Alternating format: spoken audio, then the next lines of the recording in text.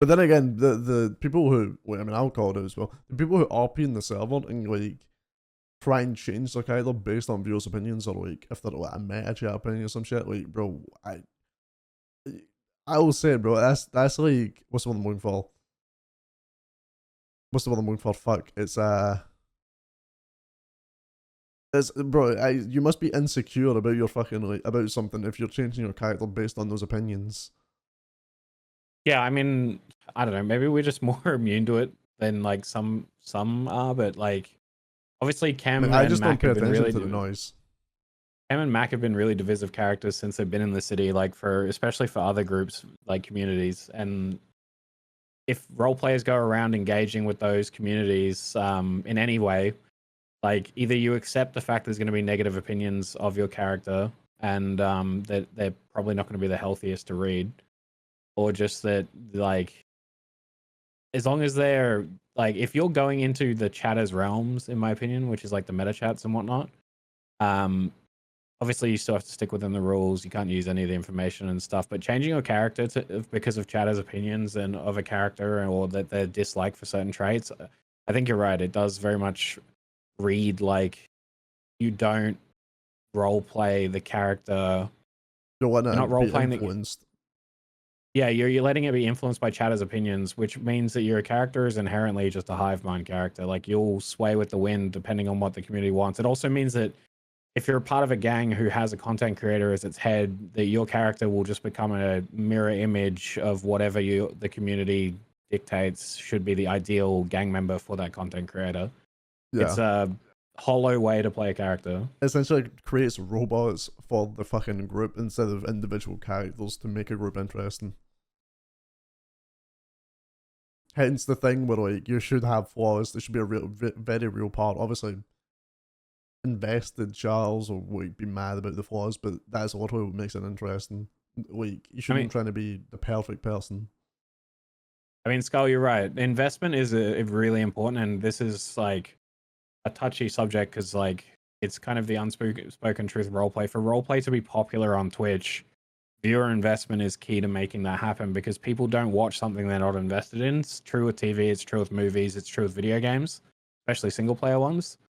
And investment in roleplay is the same thing. Most people get invested in stories, they don't get invested in individual shootouts or mechanics because unless you're the best mechanically gifted player on the server, that person would suck up all the viewers that are interested in that type of thing. And then the rest of the server is just PvP. And like, it's a downward spiral. The whole PvP focus is a downward spiral to the server not being successful. Like, you do need roleplay as the base. And that's coming from someone who thinks that roleplay is inherently flawed, being, you know, an improv platform. And I do think that role players do let communities influence like how they role play a lot these days because a lot of the community. I mean, how would you feel? Phantoms. My take on it is that people have become afraid of the communities involved with role play. I think it's a half and half. Bro, hands up, calling it out, hands up. Don't give a fuck, bro.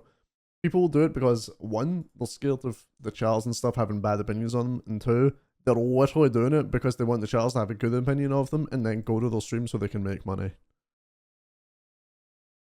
Yeah, I mean, there's definitely elements of that. Like, there's elements of that in every server where. No, it's true, you know, bro. It's unironically, it's farming. It's farming. It is.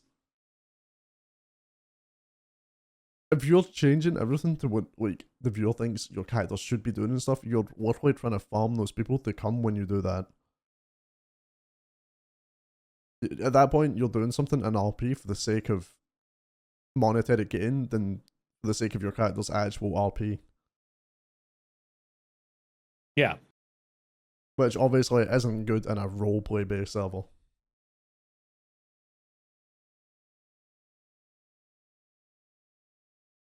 I mean, at the end of the day, there's going to be a number of characters. I'm just loading in now, so I got a bit more time. But yeah, there's going to be a number of characters that are going to make choices that chatters don't necessarily, or viewers of many communities don't agree with. And at the end of the day, you can criticize those characters all you want in your own community, whether that be like your gang's community discords or whatever else.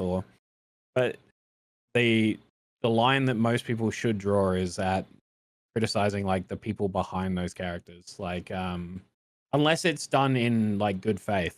And what I mean by good faith is that the streamer is typically on board with it or has built a community around that. Some streamers do have that type of community where they've self-fostered kind of satire like that, but that's a very read as you go basis type thing. Like there's not many of that, and in roleplay there's very few of them. So like the whole idea of criticizing a character's choices within your own like meta chats or whatever else is within their rights. I think it just crosses the line when it goes over to criticizing like characters and making insinuations. Honestly, the insinuations part of roleplay has become really probably the most toxic part. Like it's gone from people outright accusing people of stuff and just saying names to like people making almost like sneak disses.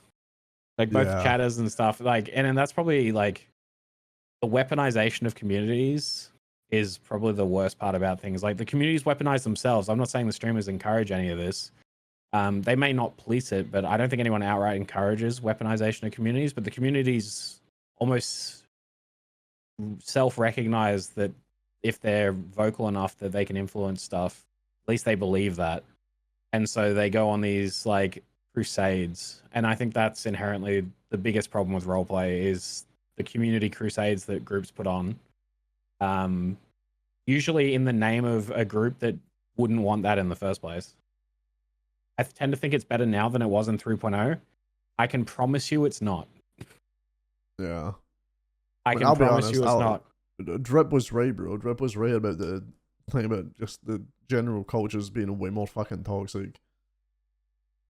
The reality is, Senor, to put it in perspective, from an outside, from a chatter perspective, like the Rust guys and GG would not get along. Like if you were to take everything at face value and believe everything is OOC toxicity, Rust and GG members would never get along OOC. But like to this day, most Rust members still interact with GG members every day.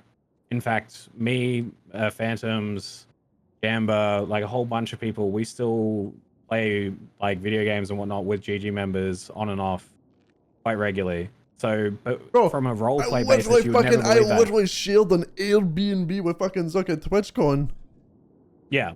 So, like, from an outside perspective, if you were to believe the 3.0 was like as toxic as it seemed in character, you would believe all these people would never actually talk OOC. But the groups that we had the most, I'm going to say this like gently, competitive relationship with, as in like our gangs were on similar tiers and we beefed a lot, that still remained all IC. From Chatter's perspective, yes, it got really invested and there was Chatters who felt a certain type of way.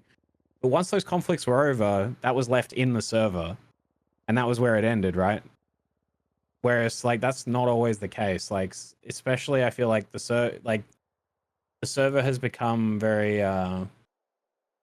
sanitized, where I feel like people just need to learn to leave stuff at the door. That's probably the essence of what we're getting at. Yeah. Like, when you're not on NoPixel, like, it's just got to be assumed that every character you deal with is acting in good faith, and that, like, no matter how you think something is going down, as a chatter or a viewer, there is almost always a story behind the scenes on, like, where it's just miscommunication or it's, you know, just a misunderstanding, and it usually gets sorted out before you guys ever see anything. So you don't need to crusade on behalf of the communities that you represent or that you're a part of.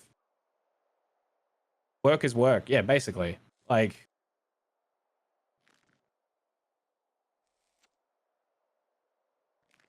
bro, a good example would be, I think the best example of it, Phantoms, would be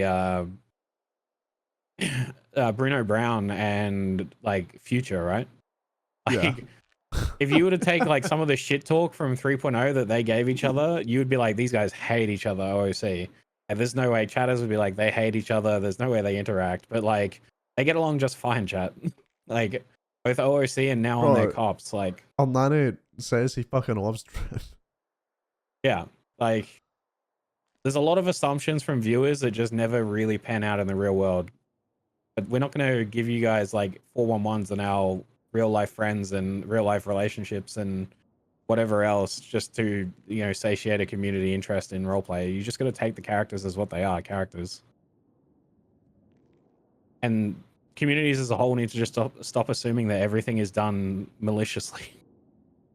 Yeah, and stop assuming that someone's relationship with someone on the server is the same as not in the server.